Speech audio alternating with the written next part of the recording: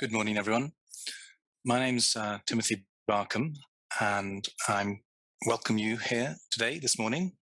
Hope you're enjoying yourselves in Singapore or wherever you are dialing in from.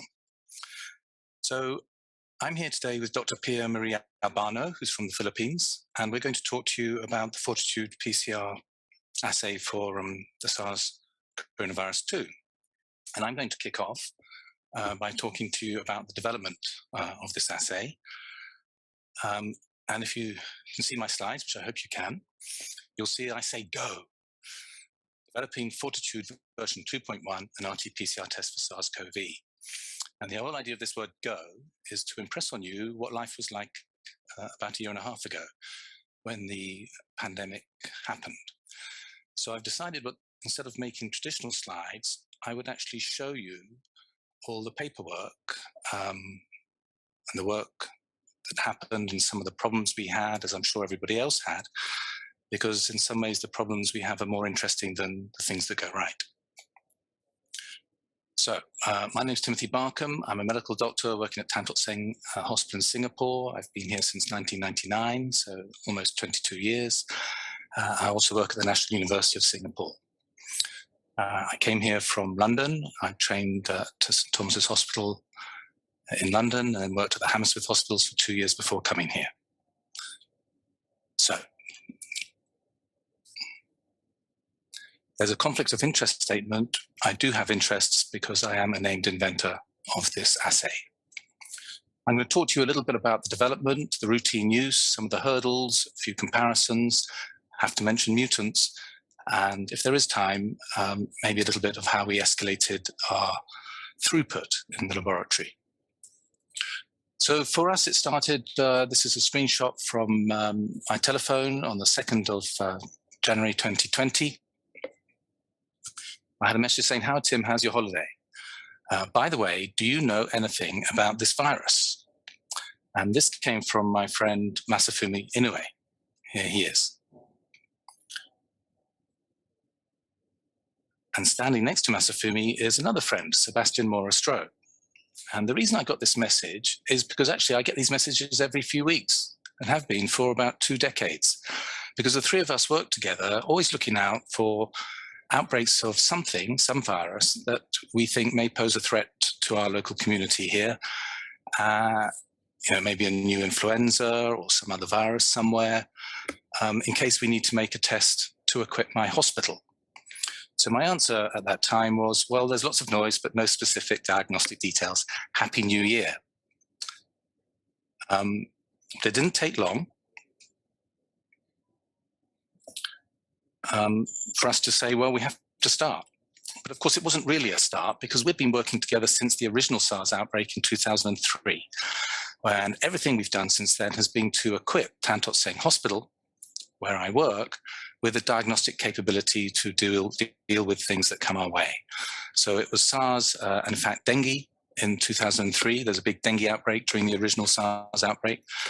And then we went on to make multiplex tests for influenza because our ministry asked us to be able to look out for H5. But we said, there's no point looking out for H5. What we really need to do is to look out for all influenzas. So we built a multiplex that would detect all influenza A's. It would tell us specifically if H1, H3 were there or influenza B and H5. So this was deployed and is still ready and waiting in our freezers to equip our hospital if we need it. And over the years, we've done assays for TB, dengue, chikungunya, swine flu, Zika. And of course, influenza we do again and again because we have to keep modifying to keep up with the changing influenza. So all of this is to equip Tan Tock Seng when there's a hurry, and often before commercial tests had become available. So, of course, in 2020, when SARS-CoV-2 came around, it was nothing new, really. We trusted each other, we trusted our design methods, we trusted the fact that we have to keep checking on everything we do. We realized that we have to be led by data, and we rely on iteration. That means doing things again and again and again until we're happy with them. And all of this was to equip my hospital, part of our national service in Singapore. So this was the first day of work, once the assay had been made. The sequences became available in mid-January. And the first PCR run was actually on the Sunday of Chinese New Year in that year, which is Sunday the 76th. And I remember that because staff came in especially to run this, even though it was Chinese New Year. This was the first run we had. And it just shows you, it's a screen grab. We were running at different temperatures just to see what that did, part of the validation. So we announced our readiness to the Ministry of Health. And remember, at this time, it was many months before other kits became available commercially. So we told the Ministry of Health we were ready. And our next job, of course, was to do some specificity tests. So this is a picture of our laboratory records. I'm going to show you lots of pictures from our laboratory records. You can see we were in an enormous hurry because half of this is in pencil. Specificity test for the novel coronavirus, 30th of January. Samples below are from external quality assurance tests. So we took a load of different influenza viruses that we had received from external quality assurance tests for our previous assays. Similarly, different coronaviruses focused on MERS, but this is all we had in our freezers. We don't have ready access to lots of other viruses. And I was pleased to say that all were not detected by the novel assay. So a few days later, the National Public Health Lab sent us an external proficiency testing. This is the National Public Health Lab in Singapore. And we're pleased to say on the 3rd of February, we had a letter saying the Ministry of Health has approved your lab. So we can perform tests for suspect cases without having to do concurrent testing at the National Public Health Lab. Congratulations. So from a laboratory perspective, that was the beginning of an enormous amount of hard work, which I'm sure many of you have been through. So, of course, straight away we had hurdles. Things don't always go right. Nothing to do with the reagents, but it's hurdles with the thermal cyclers. So if you look up here, we had a slow block cycling program was detected, repairs were done, and then, of course, we have to make sure that the repaired instruments worked as well as the other instruments, so we compare them. And we always have a comment at the bottom of our data sheets. So we remember what we thought about the data when we look back in the future. Between the two systems, CT difference is less than 1. So this meets our acceptance criteria. And we can put this thing back into service. So now, today, this may seem a tiny thing. But back then, when we only had, I think we had 4 instruments at that time, 3 or 4. One of them not working was an enormous issue. So it wasn't long. So if you look at the date here, it's 2020, so it's the 21st of February, that we realized this was going to be a big outbreak. And the agency, A*STAR, which is the Agency for Science, Technology and Research in Singapore, they commercialized the assay. And they commercialized it to MIRXES. So the first thing we did was say, we gave them our reagents and said, you mix them up and we'll see whether the kits you make work as well as ours. So this is just as a quick comparison, comparing kits made by 3 different groups. Our own group, which is over here on the right, an A*STAR laboratory, the Diagnostics Hub, and the MIRXES group. And of course, we end up saying in summary, both A*STAR and MIRXES manufactured kits can be released for routine clinical testing, 22nd of Feb. The next hurdle we had was staff safety.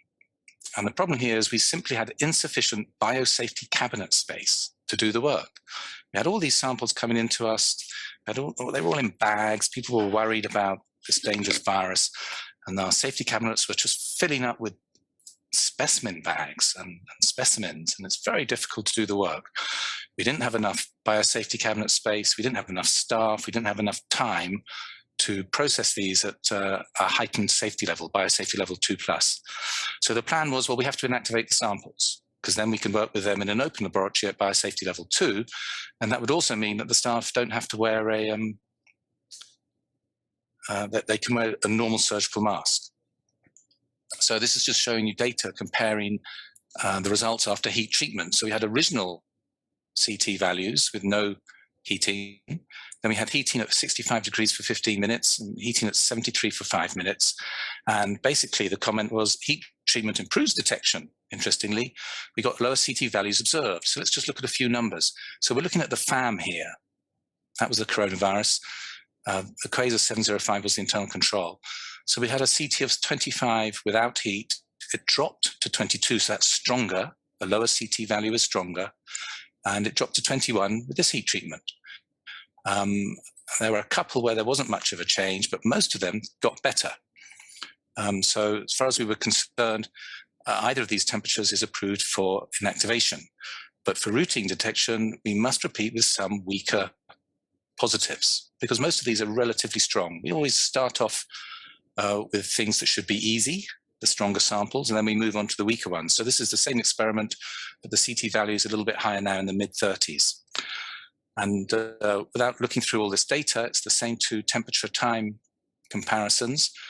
The ones highlighted are where the CT's got weaker, so the CT number's gone up, 32 to 33. The ones not highlighted means they became stronger. And so approximately half got a little bit weaker and approximately half got a little bit stronger. So that's fine. That's perfectly acceptable. Whenever you compare different methods, you're always going to have a little bit of crossover where one method wins a little bit better than the other one. So this was super, the comment here. So either heat or time combination is acceptable.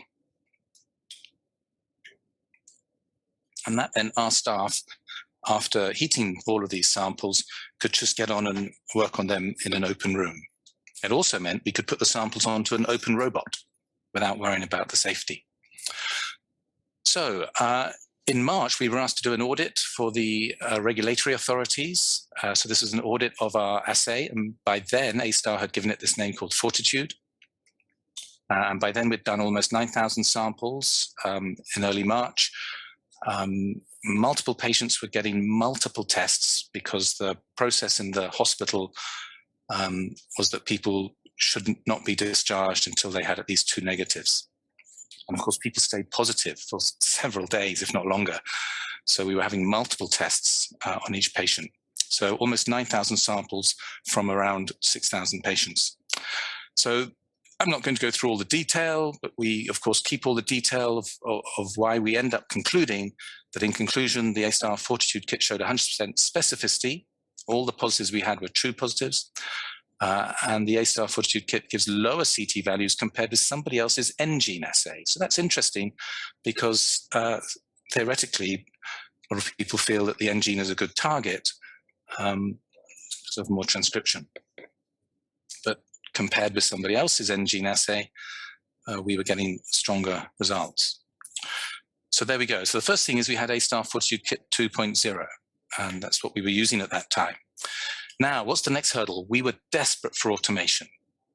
For 10 years or so, our maximum workflow we promised the ministry was 500 a day. We were being asked to do 3,000 a day. So Abbott came to us and asked us, why don't we put Fortitude on the Abbott M2000 system? And this would automate extraction, automate PCR setup, and we could have an interface into our laboratory information system so the results auto-flowed.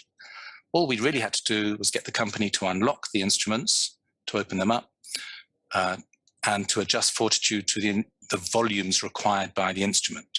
And the interesting point there is that they use much larger volumes on their system, and we had to have 10 microliters of RNA going into each PCR tube. So you'll see here's the original data. This is actually the second run, and I'll show you the next page. But notice here it says not put in use, which is interesting. So here's the second page of that document, and I end up saying super. Intra-run repeatability was great. Cross-contamination is good. I mean, there's no cross-contamination. Sensitivity excellent. 10 microliter template does not cause inhibition. The barcode scanner works on our barcodes, and we have sample to result, complete chain of custody. So this is jolly exciting. The trouble is, suddenly Abbott said, no, you cannot have any extraction reagents. Having spent a few weeks working on this because they wanted to keep them for themselves because by then they had made their own coronavirus assay. So after all this work, essentially the cupboard was bare, a little bit like the meat counter in the the supermarket at the time. There was a run on meat. So we never actually got to do this, but it was a great idea and it would have worked really well. Putting the Fortitude onto somebody else's instruments. So the next hurdles were actually reagents. The reagents we were using did run out. So our initial extraction instrument that we've used for years and we love is the old EasyMag. But we actually ran out because people in Europe didn't want to send us the reagents because they wanted to keep them for themselves. And as I told you, the Abbott we couldn't use. So we bought brand new instruments, EZ1 instruments, and new Life River instruments. But it wasn't long before the EZ1 also ran out of extraction reagents, which is why there's a line through here. But nevertheless, we had to do all this work of comparing new instruments. So this is just a data sheet showing you some of the quality work, comparing Unit 1 with Unit 2 for EZ1. And based on the average CTs, both the EZ1 were comparable with each other. And compared to the EasyMag, the EZ1's FAM-CT is slightly higher. A difference of 1, that's nothing really. So we accept these. So all these changes in instruments actually caused an enormous amount of work for our staff, as you can imagine. But we had to go through it. So this is just showing, we did a little bit of comparison between the EZ1 and the Life River. And what was the comment here? The Life River eluates are about 2 CTs lower. So the Life River was giving us slightly stronger results compared with the EZ1. And we were happy to show there's no cross-contamination. So that's always a good thing. So what this meant, and the reason we've actually stayed with the Life River ever since then, is partly, the main thing is we've never run out of reagents. Of course, these come from China, and our demand is tiny compared with what they use over there. So we've never had a problem with deliveries, which perhaps became the main thing. It's a very interesting comment to think about what happens in these outbreaks, where your supply chains are robust or not. So the Life River has preloaded Deepwell plates, which some other systems don't have. From other manufacturers, you have to load them, but we didn't here. They're preloaded. So we could put the plates on a robot.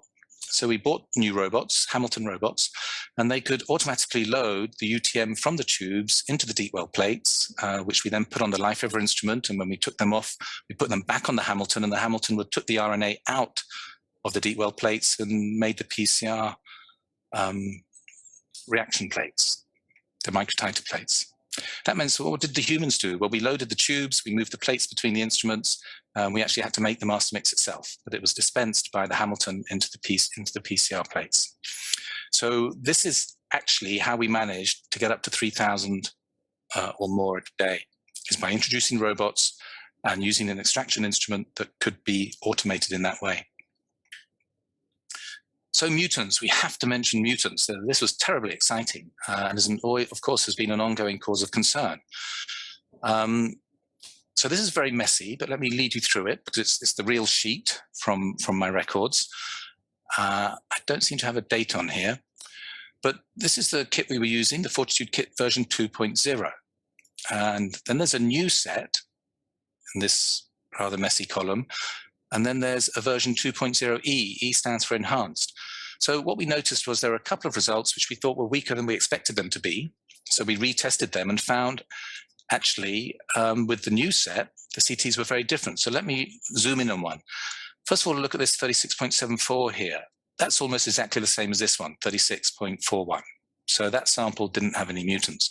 But this one did. It's highlighted in this gray color, 38 on the version 2. But with the new set, it's 31. So much stronger with the new set because it's targeted a slightly different part of the gene. And when we ran it with our enhanced version 2, it was 30. Okay, so come down here to some other mutants, which I've highlighted in this gray color. See, 36 is much weaker than 28, and 35 is much weaker than 27, 37 much weaker than 28. So these mutants really did affect the original assay. Now this was the birth of Fortitude version 2.1, because we took our new set and we combined it with our enhanced set, both of which gave fantastically low figures. Our original set enhanced has always been the best, always given us the lowest CT values. And the combination of these two is what is in version 2.1. So this is just showing you, of course, taken from our laboratory files, 2 sheets. In the first one, we looked at 47 samples, and another one, we looked at 46 samples. Basically, the overall is good, fantastic results. We can approve to use this clinically. So in this comparison, what we were doing was comparing our old version 2 kit with a prototype updated version, which includes the additional primer probe sets. So we actually weren't too sure we needed to have 2 different targets, but everybody wanted us to. But actually, and that occurrence of the mutation problem did scare everybody. But ever since then, actually, there haven't been any mutations that have affected our primers and probes at all. So we were asked, so this is now coming into April. Again, we were asked to do a report. We have to do lots of reports. So this is the report on the version 2.1. I'm not going to read through all the data, but basically the summary is the data demonstrate that kit 2.1 is equivalent to the enhanced kit. And that actually we doubled the volume of RNA from 2.5 to 5 microliters, and that gave slightly better performance.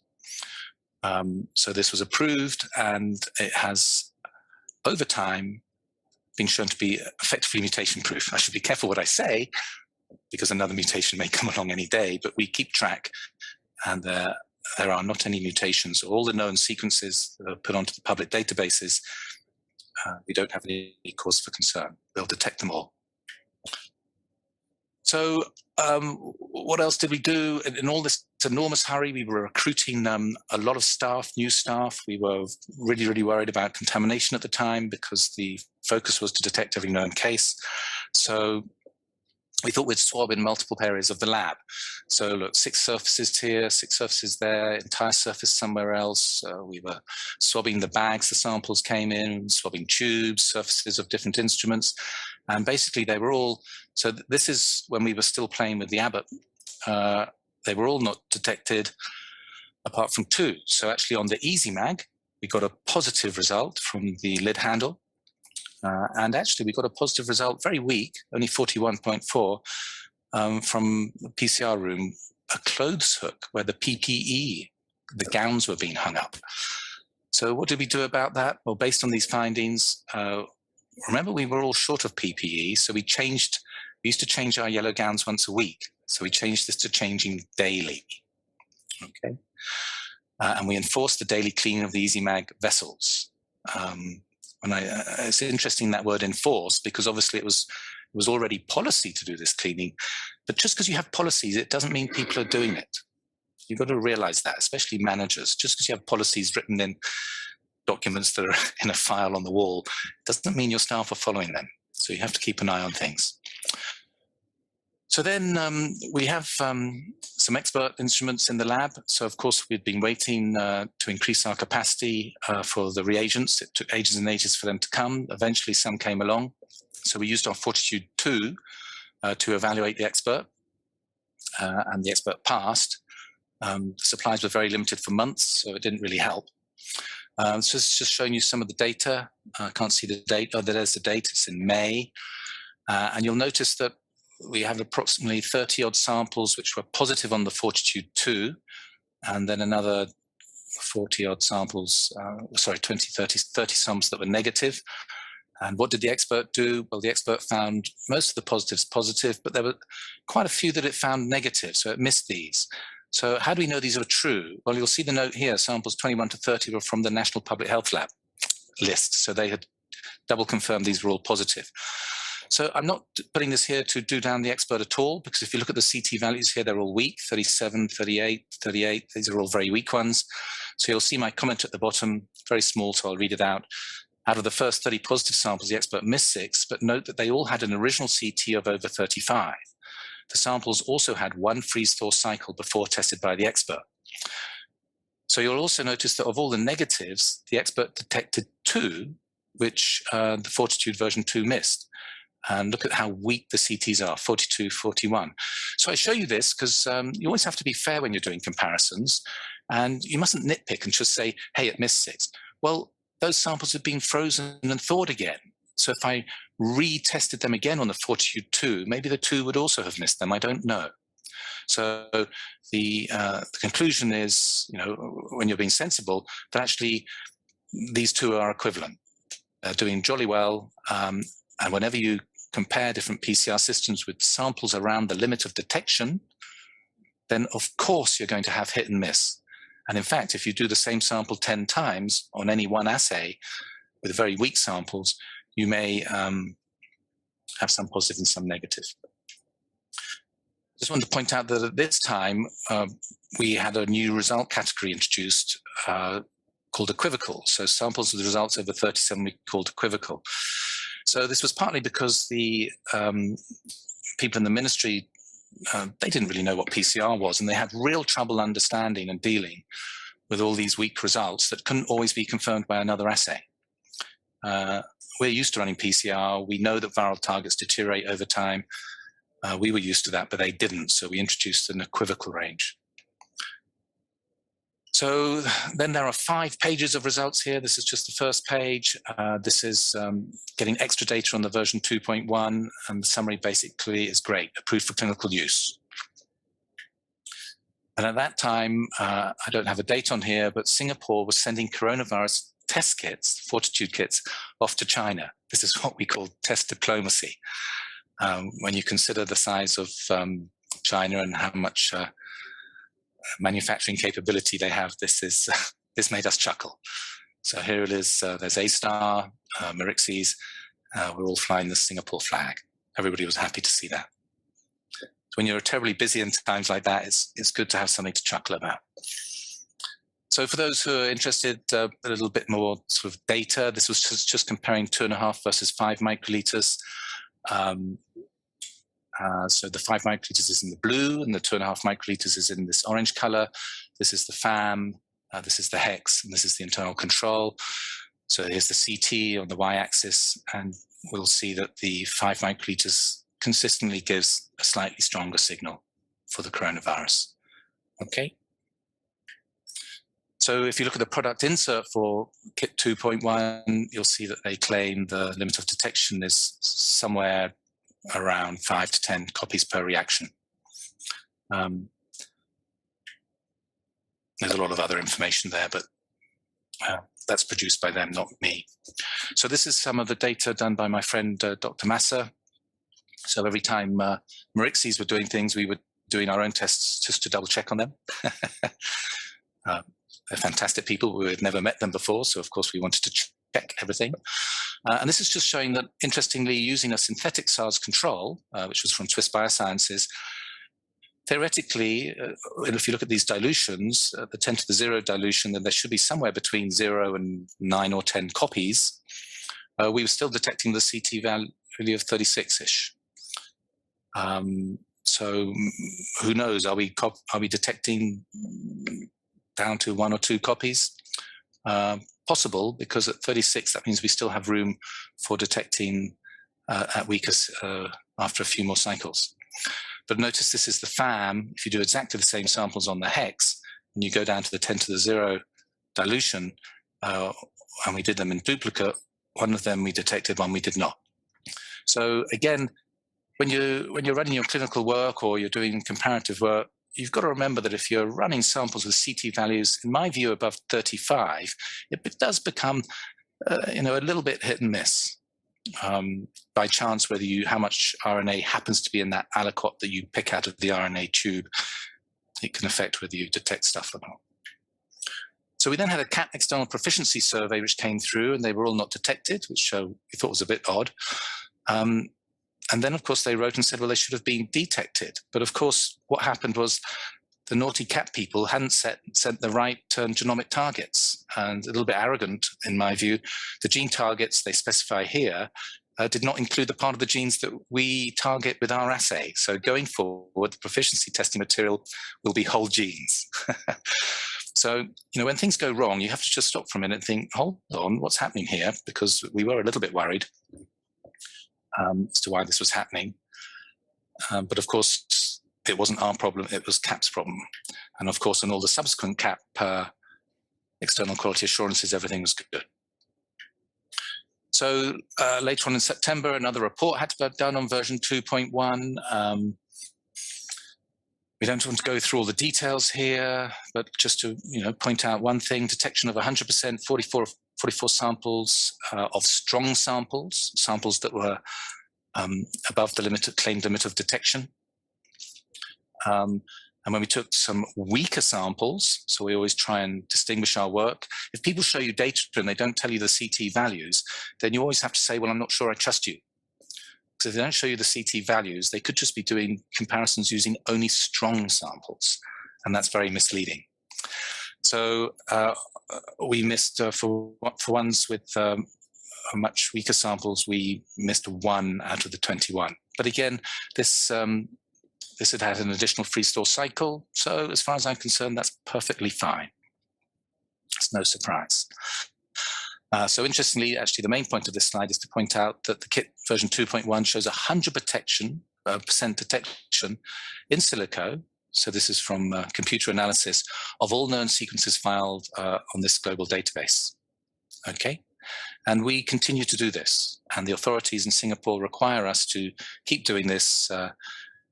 Can't remember because I don't have to do it, but it's every month or 2 or 3, and submit data to them showing that we've analyzed it and that our primers and probes still work well. So we were then did some more validation work on version 2.1, this time very much focused on the QIAMP manual RNA kit, because everybody was worried about reagents. We never used the viral RNA mini kit because it's very manual, but this has always been our last backup, having the QIAMP viral RNA mini kit. Very good kit, but it's manual. So we really didn't want to do that. This is what we used in 2003 for the original SARS outbreak. And of course, all results agreed with the expert, so that was fine.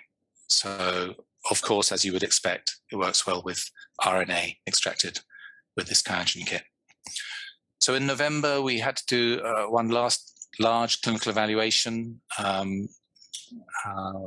where we used large numbers. And the conclusion was that this time we included not just the Bio-Rad instruments that we used, but also the ABI 7500. So the conclusion is the version 2.1 run on either the Bio-Rad CFX96 or the ABI 7500 were essentially equivalent to the GeneXpert systems with similar sensitivity and specificity, and actually the agreement was 100%. And those were on samples where the CT values went up to 36. Just so you know. So let's just have a look at a few graphs for fun, because it's the pictures that are beautiful. When you see graphs like this, you can tell in an instant there's nothing wrong with it. You have this lovely quiet background, and then suddenly they come up, these beautiful curves. Even these weak ones at the end are nice curves, beautiful clean traces. I just wanted to point out one thing to you is that normally the internal control data, which is shown here, is very, very tight. And it's quite weak, which is on purpose, because you want a weak internal control. So it's coming in around 32 to 34. And you notice there's one sample here that it seems to be slightly delayed. So maybe there's a little bit of inhibition in this sample. You'll find that some kits on the market, the internal control values are in the 20s. Well, those are far too strong, because it means they'll never fail. And that means that you may send a result out as negative when it should have been inhibition detected. Okay? So there's a reason that we have our internal control data giving CT values in the sort of mid to low 30s. So this is a lovely example of when the technical staff have made an error. If you see internal control data all spread out like this, it could be competition from positives, but I haven't actually ticked the FAM and hex here, so we're not showing you the coronavirus signals. This is just the internal control signal. But actually, this is because somebody didn't mix the master mix. They didn't vortex it. So once they've added all the reagents, they forgot to vortex it. So when it's aliquoted out into all the PCR tubes, you get different amounts of internal control and all the other reagents in the different tubes. So this is a beautiful example to show your staff, to say, look, chaps, this is why you really need to follow the instructions and vortex and then spin down your master mix. Nothing to do with the reagents. It's technical staff feeling tired. So you always get rogue samples, and because we run the expert along the Fortitude 2, which is what we still do now, it's fun just to show a few rogue samples, even with black box solutions. And the whole point of showing you these next 2 slides is because you should really be making sure your staff check their graphs on every single assay. It doesn't matter which system it is. So for instance, this is an original run where it just doesn't look good at all. But the instrument, the expert instrument said, okay, this is all pass and we'll give you a positive But of course, our staff looked at this and said, I don't like this. So we reran it. And I don't know what went wrong with the first run. Maybe there was a defect in the cassette. Don't know. Maybe a box had been dropped on the way of transport from the manufacturers. Who knows? But when we reran this very, very sample, it gave, this is the sample process control. So that's beautiful. And the coronavirus signals are clearly flat and negative along there. Clean, not detected. It could have gone out as detected if you don't get your staff to check the graphs. So similarly, here's another one. Again, this is an expert fault signal showing a beautiful sample process control graph. The coronavirus graphs, of course, are nothing, but the instrument decided that they were positive, reported it as positive. So again, I'm just trying to say, guys, even with your black box solutions, please make sure your staff check the graphs. So back in March, we actually made a combined influenza and coronavirus kit. We've never used it because influenza disappeared. But it fulfilled the plans I made in 2004 to equip our hospital with a multiplex influenza kit. We always have one spare channel, and in that channel we pop the new outbreak organism. And that outbreak organism in the past has been H5 or H7, MERS, and of course now it's the coronavirus. So that's the end of my talk. I would just like to say that the Fortitude version 2.1 was really sort of produced in a time of firestorm, but the team has been together since 2003. It was commercialized by A-Star and the diagnostics hub to this company called MIRXES. And we went from a single target to a multiplex. It's excellent performance. And our ongoing in silico QA shows it detects all sequences filed. So thanks to Masafumi and Sebastian and Janice Mailing, Joel Karen, and many people, lab doctors, medical technology staff, admin vendors, and a big call out here for Hamilton and Biorad people, support people in Singapore who are super. And lots of IT changes that Aegis and IHIS people did for us. So this comes to you with love from Singapore. So I'm going to stop sharing there and introduce to you our new speaker, and take questions at the end after both of us have given our talks.